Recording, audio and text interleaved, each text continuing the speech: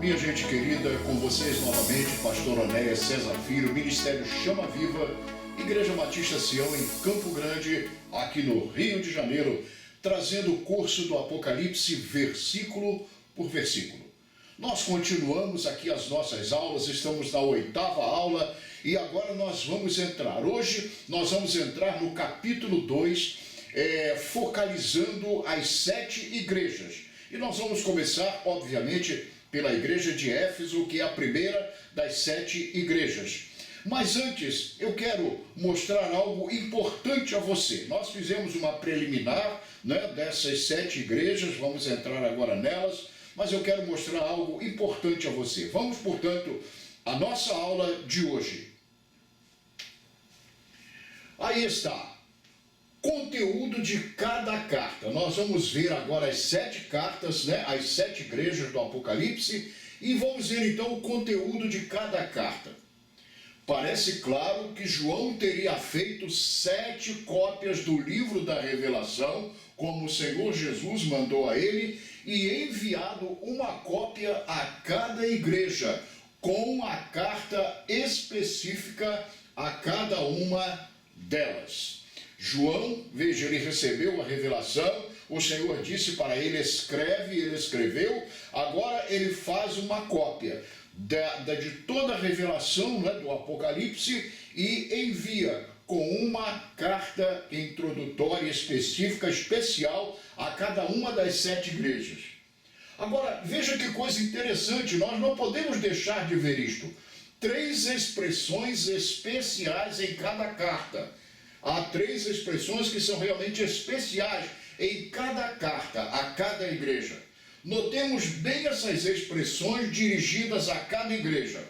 A primeira delas, o Senhor diz, conheço as tuas obras. É assim que começa a carta a cada igreja. Conheço as tuas obras. Logicamente, aquele que, como nós vimos, tem olhos como chama de fogo, ele conhece, ele tudo vê, ele tudo ouve, ele tudo conhece, ele tudo sabe.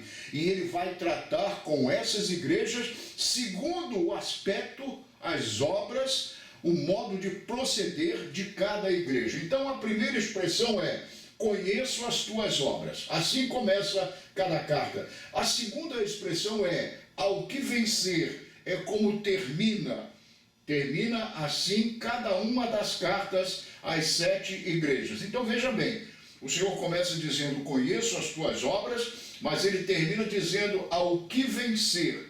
E a terceira expressão, muito interessante, é esta, quem tem ouvidos, ouça o que o Espírito diz às igrejas.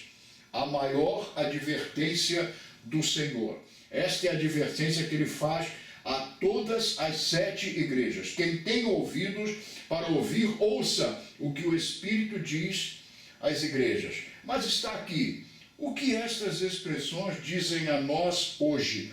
Eu repito uma palavra geral da Bíblia que diz que tudo quanto foi escrito, todas as escrituras foram escritas, veja bem, para exemplo nosso, para aviso nosso. Não tem um provérbio popular que diz que quem avisa amigo é? Pois é, Deus é amigo da humanidade, Deus ama o homem, Deus amou o mundo de tal maneira, diz João 3,16, que deu o seu Filho unigênito. E Deus tem avisado ao mundo. E o aviso ao mundo é o Evangelho de um modo geral, a boa notícia de Deus. Então veja bem, nós estamos sendo avisados hoje, as igrejas que existem hoje, o Senhor está falando as mesmas coisas, essas 3 expressões. Está dizendo a cada uma das nossas igrejas desse tempo, conheço as tuas obras.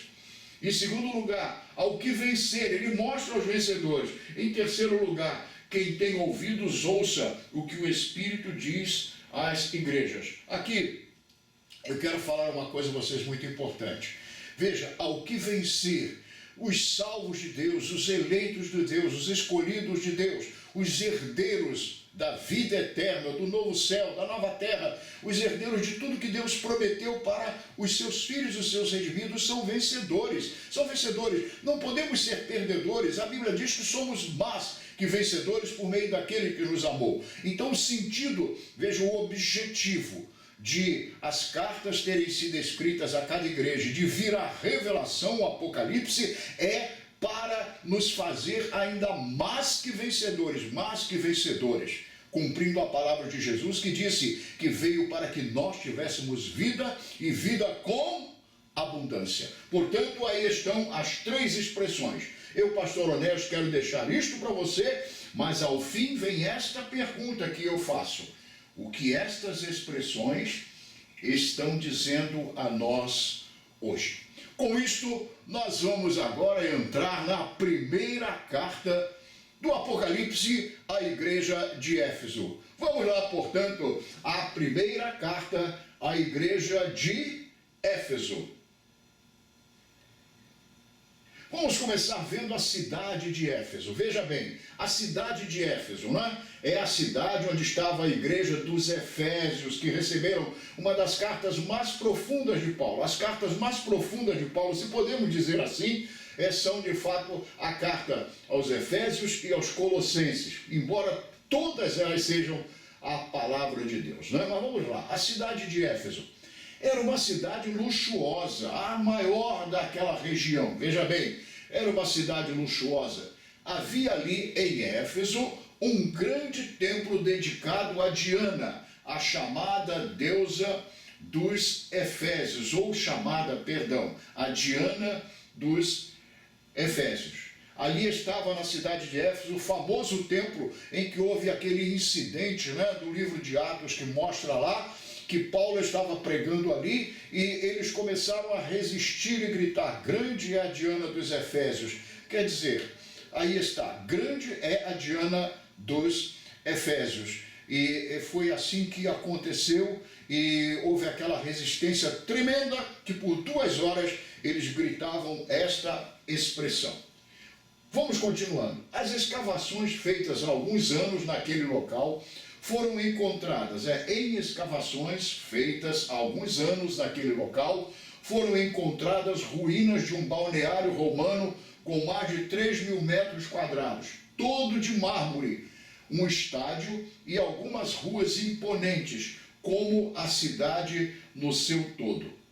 Veja bem, Éfeso era de fato uma cidade imponente, uma cidade idólatra a esta, né, falsa divindade, a esta deusa chamada Diana, que ficou conhecida como Diana dos Efésios. Né?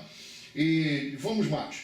De acordo com a palavra de advertência, o castiçal foi removido. Hoje, tudo ali são ruínas. A igreja acabou.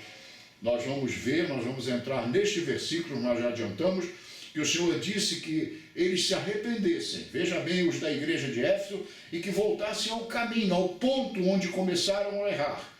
Porque senão, quando muito, o Senhor disse: eu virei e removerei o seu castiçal. Nós já vimos que os castiçais são as 7 igrejas, não é? As estrelas são os anjos das 7 igrejas dos pastores. Como os castiçais são as igrejas, e o Senhor disse: eu removerei o teu castiçal. Isto aconteceu e a igreja de Éfeso acabou. E digo a você, repito a você, aquele local, aquela região hoje está na Turquia, um país muçulmano. Pois bem, vamos lá, vamos continuar. Aqui eu coloquei uma figura, veja, é uma reprodução, né? O templo de Diana, o templo dedicado a Diana dos Efésios. Essa é uma reprodução moderna que se fez do antigo templo. E aqui estão as ruínas desse templo. Veja bem, as ruínas desse templo estão lá na Turquia. A Turquia é um país, veja, por causa das 7 igrejas do Apocalipse e aquelas regiões ali, aquela região da Turquia, né, comporta essas antigas cidades, onde tem as ruínas, né, das cidades, dos templos, que mostram, veja bem, as cenas do Apocalipse. E lá nós temos essas ruínas, veja, do antigo templo. Tem uma coisa aqui que eu quero falar a você, eu poderia não falar, mas eu acho interessante. Primeiro, não fui eu quem fez essa reprodução, né? Eu tirei da internet. Mas eu estou vendo aqui, por exemplo, olha, eu estou vendo aqui algumas colunas menos do que tem aqui. Mas é certo que se parece de fato, não é? Fizeram essa reprodução. Então você vê um templo imponente, muito grande. Aqui atrás você vê a cidade moderna que está lá hoje. E aqui tem essa reprodução do antigo templo e aqui estão as suas ruínas. desde já, nós precisamos ter cuidado, porque castiçais podem ser removidos. Bom, vamos em frente, aí nós vimos dar uma ideia, né? Uma ideia geral de como era mais ou menos o templo antigo da cidade de Éfeso, da Diana dos Efésios. Vamos seguir. Vamos agora ao verso 1. Então nós começamos, capítulo 2, verso 1. Vamos ler a palavra de Deus. Diz assim: escreve ao anjo da igreja que está em Éfeso. Sim, pegue sua Bíblia agora, coloque sua Bíblia ao lado do seu celular, ao lado do seu computador, seu notebook, e nós vamos acompanhar versículo por versículo pela palavra de Deus. Vamos lá? Escreve ao anjo da igreja que está em Éfeso. Isto diz aquele que tem na sua destra as 7 estrelas, ou pastores, viu? Que anda no meio dos 7 castiçais de ouro, as suas igrejas locais. Aí está. Isto escreve ao anjo da igreja que está em Éfeso. Isto diz aquele que tem na sua destra as 7 estrelas e que anda no meio dos 7 castiçais de ouro. Aí está. Destaquei a frase, escreve ao anjo da igreja. O anjo é o pastor da igreja, aquele que ministra da parte de Deus ao seu povo.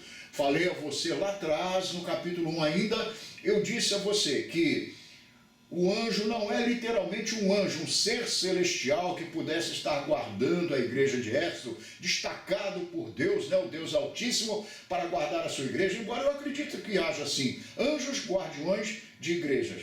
Mas aqui é o pastor da igreja, por isso que nós chamamos hoje o pastor de o anjo da igreja, porque ele é um ministro de Deus para trabalhar a favor, para o cuidado do povo de Deus. É uma figura de linguagem, né? O anjo da igreja.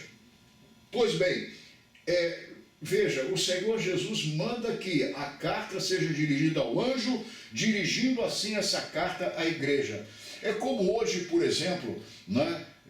Nos quartéis, no militarismo, quando um comandante, um general superior, né, de alto comando, quer falar a uma tropa de um determinado quartel, ele se dirige ao comandante daquele quartel, ao coronel, comandante do quartel tal. Ele se dirige ao seu comandante como responsável por aquele contingente que está sob o seu grande comando como general que é. Assim o Senhor Jesus faz no exército de Deus. Ele fala à igreja, falando ao pastor da igreja, como se um grande, não um responsável em todos os aspectos, porque muitas vezes o pastor avisa, o pastor fala, o pastor diz não, o pastor adverte, o pastor mostra o perigo e o povo não ouve. Aí o pastor não é culpado. Mas em princípio ele é responsável pelo rebanho. Daí escrever a ele. Vamos mais. Aqui está, a palavra de Deus diz que anjos são espíritos ministradores da parte de Deus aos herdeiros da salvação. Diz ainda que eles executam os beneplácitos de Deus. Logo, entendemos que os pastores são ministros de Deus que executam sobre o rebanho as ordens santas e misericordiosas do Senhor. Já expliquei isso. Pois bem, vamos mais. Mas com os anjos das igrejas locais, os pastores respondem perante o Senhor pelo rebanho. Por isso o Senhor fala a toda a igreja de Éfeso, dirigindo-se ao seu anjo. Na carta aos Hebreus, o Senhor fala assim, submetei-vos aos vossos guias, aos vossos pastores, né? Honrai os vossos pastores, obedecei aos vossos pastores, sujeitai-vos a eles, porque velam pelas vossas almas como a quem há de dar contas delas, para que façam isto, o seu ministério, com alegria e não gemendo, porque isto não vos seria útil. É o que a palavra fala de Deus em relação, a palavra de Deus fala em relação aos pastores como anjos da igreja. Vamos seguir em frente, veja. Diz ainda no versículo 1 do capítulo 2 de Apocalipse que estamos estudando. Que tem na sua destra 7 estrelas, que andam no meio dos 7 castiçais. E aqui eu posso completar de ouro. Como já dissemos, a destra de Deus é uma expressão que denota honra, proteção e segurança. Os pastores do rebanho de Deus têm dele a proteção e a honra para o seu ministério, mas, por outro lado, tem responsabilidade diante do Senhor. Gente, eu quero falar uma coisa a vocês. Nós estamos vivendo a era, veja bem, já adianto a vocês, nós vamos chegar lá com detalhes, de Laodiceia, a última igreja das 7. E nós temos visto uma manifestação tremenda, terrível, desastrosa, tenebrosa, mas profética de rebelião, de insurreição contra pastores, e às vezes até pastores contra pastores. Nós vemos isso. A internet, veja bem, YouTube e outras redes sociais têm sido verdadeiras faculdades, escolas de rebelião declarada. Nós precisamos voltar ao tempo, voltar à era, se podemos dizer assim, da obediência, voltar à palavra de Deus, aos pastores que são os anjos da igreja, que diz aqui, o versículo que nós lemos e o que nós estamos vendo nessa tela, fala que eles são, veja bem, estão na destra de Deus, eles estão à direita de Deus, são homens honrados. E o pastor, quando ele visto sob o ângulo da sua honra, ele é o ancião, ele é o presbítero da igreja, ainda que possa ser um pastor novo, mas é ancião no sentido de presbítero. Pois bem, vamos ao verso, ou aos versos 2 e 3, porque os dois têm uma ligação, nós precisaremos ler os dois. Diz assim: eu sei as tuas obras e o teu trabalho e a tua paciência, e que não podes sofrer os maus, e puseste à prova os que dizem ser apóstolos e não são, e tu os achaste mentirosos. Aí está. Então destaquei aqui nos versos 2 e 3, eu sei as tuas obras. O que anda no meio dos 7 castiçais, entenda aqui, de ouro, sabe das nossas obras, ele tem olhos como chama de fogo, ele tem ouvidos que tudo ouve, olhos que tudo veem, nada escapa dele, e ele é fiel e poderoso para distinguir, estabelecer a diferença, né, o que é obra de ouro, de prata e de pedras preciosas, ou mesmo de madeira, feno e palha, como na carta aos Coríntios. A carta aos Coríntios fala de obras, nossas obras de, veja bem, ouro, prata e pedras preciosas. Mas fala também obra de madeira, feno e palha. Madeira, feno e palha queima. Mas o ouro e a prata, de modo especial, são depurados no fogo. Nós precisamos praticar como imitadores de Deus, como filhos amados. Precisamos praticar obras de ouro, prata e pedras preciosas, que permanecem para sempre e geram galardões. O Senhor está falando à igreja de Éfeso, eu sei as tuas obras. Você viu ainda há pouco que nós vimos? Eu sei as tuas obras. O Senhor sabe as nossas obras em cada uma das nossas igrejas. E uma coisa interessante, Deus é justo, Deus é fiel. Ele não é um Deus que olha apenas nossos defeitos, nossas fraquezas, nossos pecados. Mas ele também sabe reconhecer aquilo que é bom em nós, aquilo que nós praticamos que glorifica o seu nome. Agora, saibamos de uma coisa, nossas boas obras não encobrem, não cobrem, não acobertam, não pagam as nossas más obras, os nossos pecados, pecadinhos ou pecadões, como você queira pensar. Não cobrem. As coisas são independentes e nós vamos ver isto na grande maioria das cartas que aqui estão. Deus exalta virtudes de igrejas entre essas 7, mas ele também mostra os defeitos e mostra as consequências. Deus é justo. Vamos em frente. Destaquei outra frase. Os que dizem ser apóstolos e não são. Vamos lá. Eram homens que se diziam apóstolos, mas que se haviam chamado a si mesmos e quando foram postos à prova, foram achados mentirosos. Veja bem, gente, já naquele tempo, parece que dava status, né? Posição de honra, né? diante da igreja ser chamado de apóstolo, porque foram aqueles 12 chamados por Jesus de apóstolos. Paulo e mais Barnabé também foram, e eles até contestavam o fato de Paulo ser chamado de apóstolo, porque ele não tinha convivido com Jesus lá até a cruz, como os outros conviveram, a ressurreição e tudo mais. Mas Paulo falou que ele foi tipo um abortivo, mas ele foi chamado de apóstolo pelo Senhor. Já naquele tempo tinha gente vaidosa, viu que queria ser como os outros, os maiores, os líderes maiores da igreja, os apóstolos do Senhor. E hoje nós estamos vivendo uma era na igreja de Laodiceia, não é bem a de Éfeso, é a de Laodiceia, mas que agora a gente vê alguém que tem um ministériozinho pastoral assim, um pouquinho, sabe, um pouquinho proeminente, assim, já apóstolo fulano de tal. Eu, pastor Onésio, tenho sido chamado de bispo do ministério, exerço de fato a superintendência geral de um ministério com igrejas filhas, e de vez em quando me chamam de nosso bispo, mas eu continuo com o título oficial e permanente de pastor Onésio. Mas eu tenho visto uns apóstolos por aí que, sinceramente, francamente, parece mesmo que estão no tempo da igreja de Éfeso, onde tinha os que queriam se dizer apóstolos, e na verdade não eram, e foram pegos, porque a Bíblia diz que não há nada encoberto que não haja de ser revelado. O espírito de revelação está no meio da igreja, e quando foram postos à prova, foram achados mentirosos, apóstolos fakes. Vamos seguir. Oh, que mensagem atual! Esses homens haviam alegado que estiveram com Cristo e recebido dele essa autoridade, mas as suas obras mostraram o contrário. Essa atitude da igreja de Éfeso agradou a Deus. Pastor, agradou a Deus? Sim, agradou. Por quê?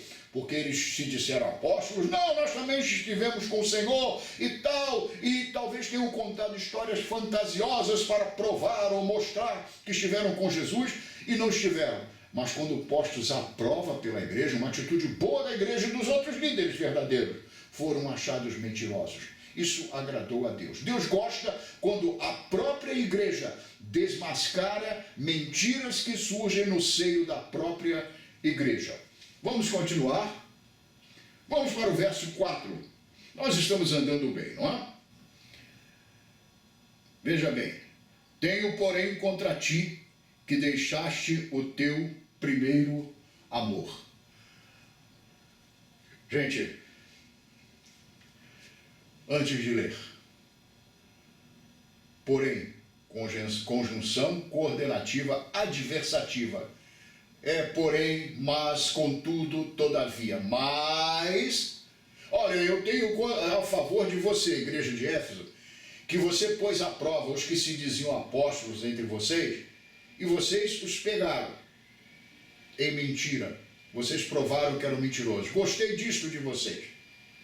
Mas eu tenho uma coisa contra vocês. Gente, se tudo que foi escrito para aviso nosso, cuidado com o mas de Deus, com o porém, contudo, todavia de Deus.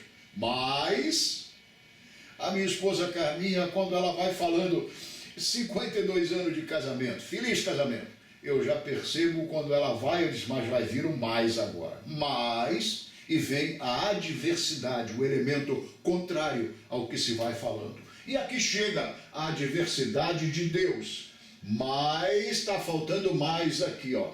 Tenho contra ti que deixaste o teu primeiro amor. Eles tinham sido fervorosos no início, mas com o passar do tempo, olha o mais, tinham sido fervorosos no início, mas contudo, porém, todavia, entretanto, com o passar do tempo, o amor que os unia em Cristo foi esfriando, como às vezes num casamento, que depois do primeiro amor, tudo vai virando rotina. A nossa igreja Batista Sião em Campo Grande, tem 56 anos de vida, e há muitos anos atrás, uma pessoa chegou, se converteu, isso foi um fato notório, eu estou lembrando agora, tem muitos anos, não sei quantos, 40 anos talvez ou mais, Mas alguém se converteu e começou a trabalhar fervorosamente na igreja, num tipo de primeiro amor, na conversão. E um crente mais antigo, então, virou-se para essa pessoa e disse: isso é assim mesmo com todos nós, isso aí é o primeiro amor, depois você cai na real. É até uma expressão popular, não é meio vulgar, cair na real. O que é cair na real? É chegar à realidade. Que realidade é esta?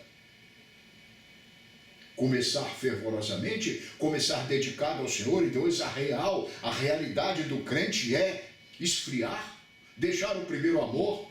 A Bíblia diz algo contra isso. A Bíblia diz que a vereda do justo, do justificado, é como a luz do amanhecer que vai brilhando mais e mais até se fazer dia perfeito. Pois aí está, a igreja de Éfeso, né, começou a deixar o primeiro amor, as primeiras coisas, os primeiros cuidados. E o pastor Onésio tem dito que a vida do crente é feita como uma colchinha de retalhos, de pedacinhos, de coisas que vão se juntando e fazendo aquela coxa que aquece, que cobre, que guarnece o sono, o descanso, a paz, a quietude, a comunhão do crente. Nós vamos fazendo nossa vida espiritual, nossa vida cristã, de pedacinhos em pedacinhos, como uma colcha de retalho, até formar essa colcha em sua plenitude e estarmos diante do Senhor. Pois aí está, a igreja de Éfeso foi esfriando e deixando as primeiras virtudes que o apóstolo João escreveu como primeiro amor. Como isso é atual? Como isso acontece nos nossos dias?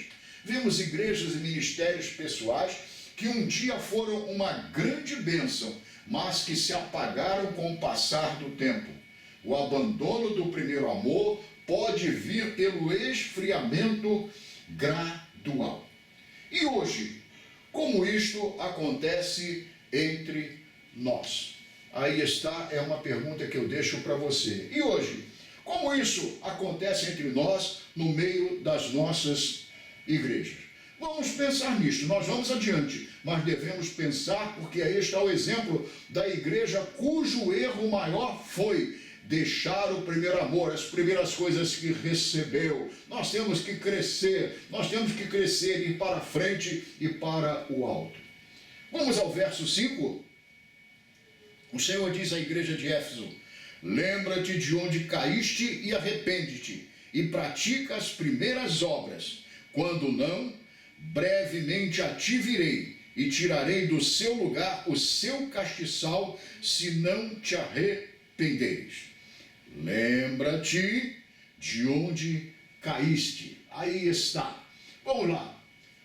Lembra-te de onde caíste e arrepende-te. É a frase que eu destaquei.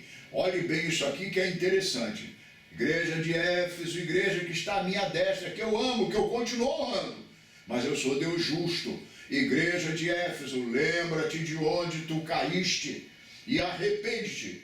Isto mostra a necessidade de fazermos um autoexame e voltarmos ao ponto de onde saímos do caminho direito e acertar. Isto é arrependimento. Isto se chama arrependimento. Quantos que estão caídos querem recomeçar, reconquistar a unção do ministério, mas não querem lembrar-se de onde caíram? Isto é, voltar ao ponto do erro, arrepender-se e recomeçar de modo certo. Pecados cometidos precisam muitas vezes de reparação no seu ponto de origem. É igual uma estrada, a gente vai por uma estrada e de repente tem uma variante, a gente sai da estrada principal, que é o nosso destino, e entra por um caminho errado. E andamos muito ou andamos pouco, e percebemos que estamos no caminho errado, que deixamos o caminho certo, a rodovia, a estrada certa. O que temos que fazer? Voltar ao ponto onde erramos e retomar o caminho certo. Uma das doutrinas bíblicas que estão na palavra de Deus é a reparação, como fez Zaqueu na sua conversão. Zaqueu simplesmente não aceitou Jesus e deixou para trás os erros cometidos assim, como foram, deixou para lá. Não. Ele prometeu ao Senhor que ele faria restauração, reparação. Senhor, vou dar metade dos meus bens aos pobres, e se alguma coisa eu tenho defraudado alguém, eu vou restituir 4 vezes. Sabe por quê? Porque Zaqueu era cobrador de impostos, havia muita propina, ele recebeu dinheiro ilícito, sua consciência pesou, e ele queria fazer reparação e fez um cálculo.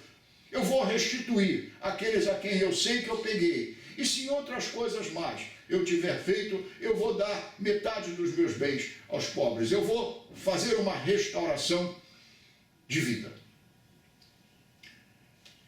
Isso é tão importante que eu vou contar uma pequena história para você. Eu fui gerente geral de lojas americanas. No tempo do esplendor dessa empresa, eu montei grandes lojas pelo Brasil, gerenciei outra grande loja. E uma vez a diretoria de lojas americanas recebeu uma carta de um senhor do interior do Brasil, de alguma cidade brasileira onde tinha uma das suas filiais. Ele disse que ele agora é um adulto e ele disse: olha, o resumo da minha história eu vou começar pelo final. Eu hoje sou um cristão, eu hoje sou um crente, eu conheci o Senhor Jesus. Mas quando eu era menino na cidade tal, onde tinha uma filial da sua empresa, eu gostava e me habituei a furtar, a roubar balas e outros objetos na sua loja. E eu fiz isso muitas vezes. Mas eu cresci, me tornei um adulto e agora eu conheci o Senhor Jesus como Salvador e eu estou buscando, revisando a minha vida para fazer reparação de tudo quanto eu posso reparar. E eu me lembrei dos pecados da minha infância. Eu era garoto, mas eu já sabia que era errado. E eu fiz agora uma análise, eu fiz um montante, uma avaliação de mais ou menos quanto eu posso ter subtraído na sua loja quando menino, e eu estou enviando aos senhores 2 coisas. Eu estou enviando um cheque no valor que eu arbitrei para reparar o meu erro da infância, mas eu também estou enviando a vocês o meu sincero pedido de perdão, para que isso não pese mais na minha consciência, na minha nova carreira de cristão.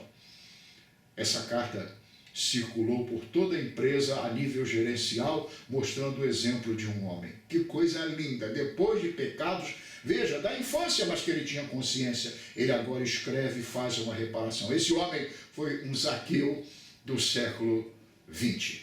Vamos continuar, né? Aí estão. Vamos lá. Tirarei do seu lugar o seu castiçal. Eu vou tirar do seu lugar o seu castiçal. Infelizmente, essa palavra se cumpriu. A cidade de Éfeso foi, tempos depois, destruída totalmente, estando hoje em ruínas. E o castiçal, a igreja que havia ali, uma igreja esplendorosa, foi totalmente removido e acabou, porque não se arrependeu. Veja bem, porque não se arrependeu. Hoje o território da antiga Éfeso está na Turquia, um país muçulmano. Gente, isso pode acontecer com uma igreja, mas também pode acontecer com crentes. Nós precisamos nos arrepender. Às vezes, ou muitas vezes, pessoas não caem até são destruídas. Às vezes a sua vida, seu casamento, seus negócios não são destruídos por causa do pecado cometido em si mesmo, mas são destruídos porque não há arrependimento. Porque pecar todos pecam, todos têm erros. A diferença está entre se arrepender e não se arrepender. Por isso que é muito importante nós estudarmos essas 7 cartas para, a partir delas, nós entendermos o livro do Apocalipse. Vamos seguir em frente. Verso 6. Tens, porém, isto, o Senhor dizendo à igreja de Éfeso, tens, porém, isto, que aborreces as obras dos nicolaítas, as quais eu também aborreço. Eu destaquei a expressão os nicolaítas. Eram seguidores de um homem chamado Nicolau, que fora diácono em Éfeso. Defendiam a licenciosidade e ofereciam sacrifícios a ídolos.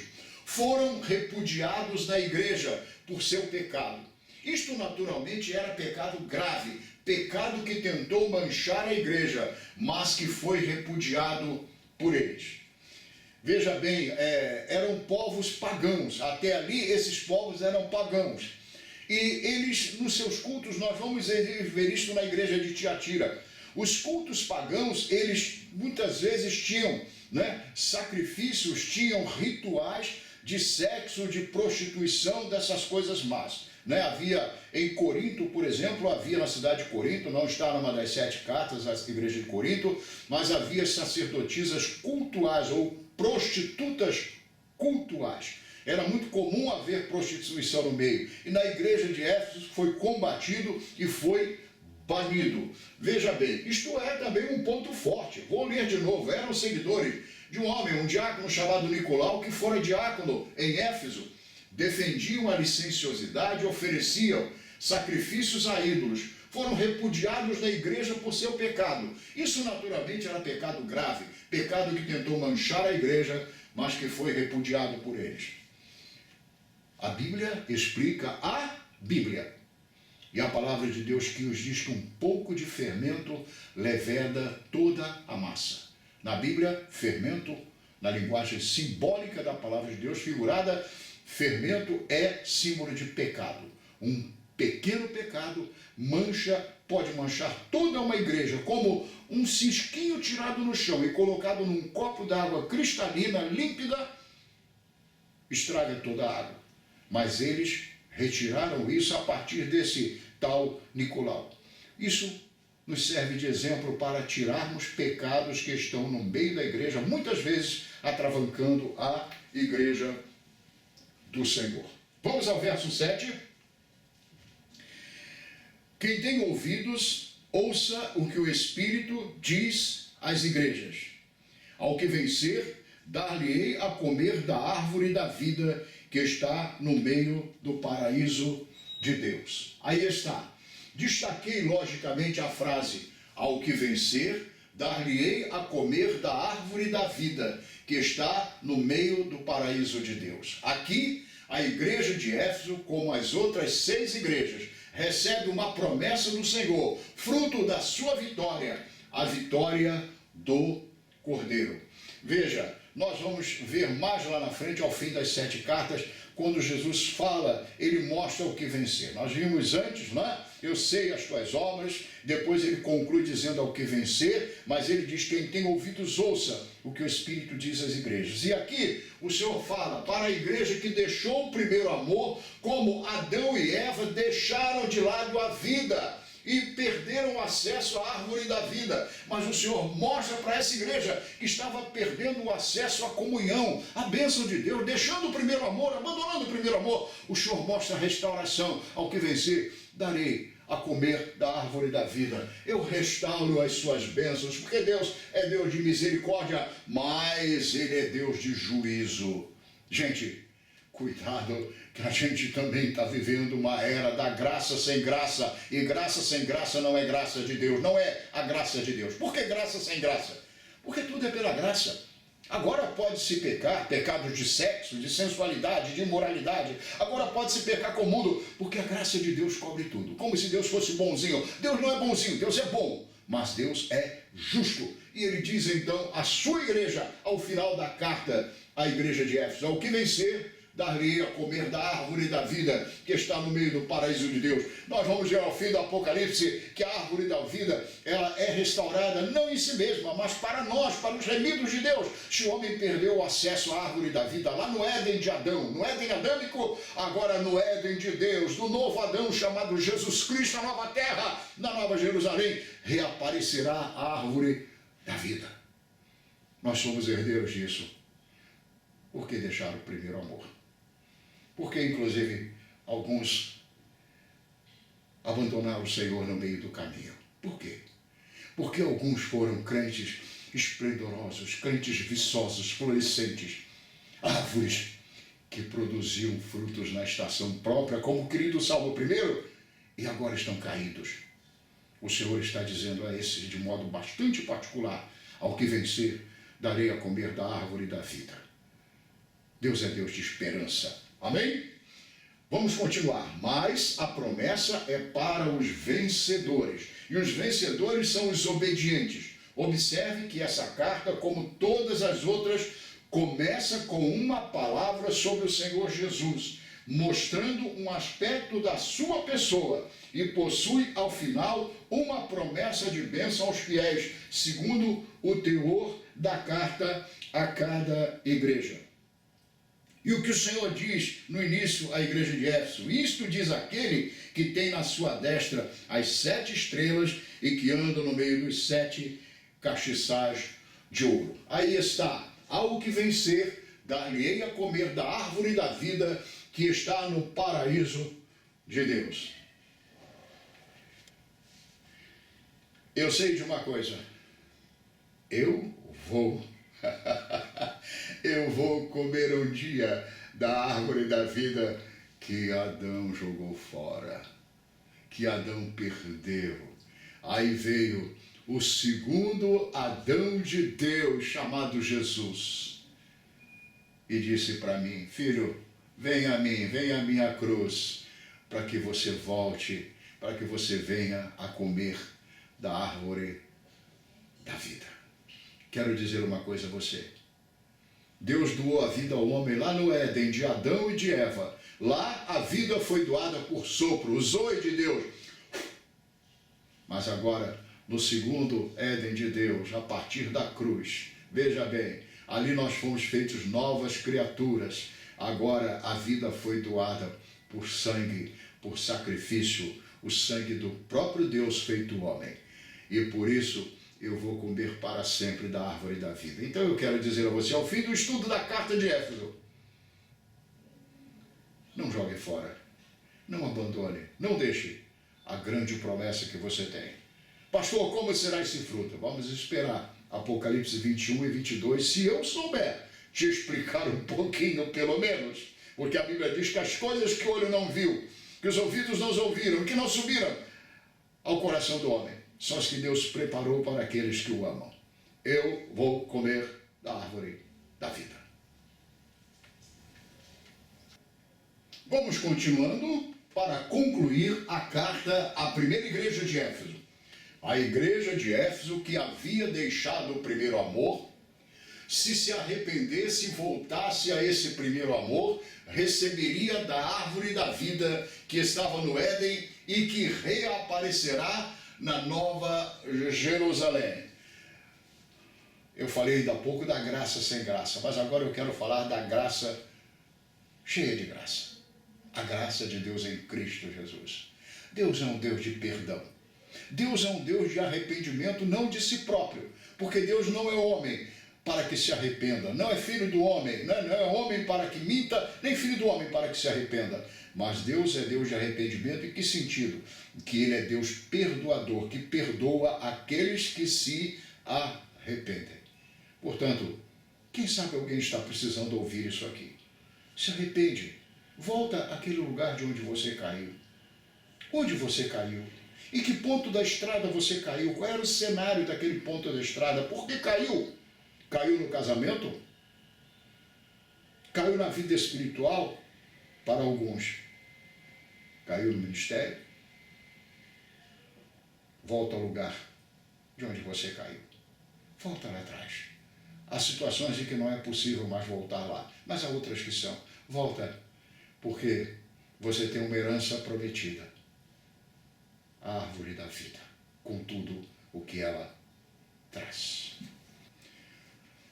Minha gente querida, nós vamos ficando por aqui. Eu estou conversando com você, interagindo com você, como nós vimos lá no início do nosso curso. Eu li, está escrito, bem-aventurado, bem-sucedido, abençoado aquele que lê, e bem-aventurados aqueles que ouvem. Você está ouvindo, eu estou lendo. Eu estou sendo abençoado, mas com uma bênção de uma alegria tremenda de fazer o que estou fazendo. Nós estamos chegando ao fim da nossa aula de hoje, e eu quero falar uma coisa a você, a jornada será longa. Eu acredito, a minha fé não é grande, ela talvez seja menor que um grão de mostarda, mas muitos vão desistir. Mas por causa dos que vão chegar ao final do capítulo 22, naquela bênção conclusiva do livro da Revelação, por vocês eu continuo e vou continuar. E é uma grande alegria o que eu estou fazendo no meio das minhas lutas, as batalhas do ministério.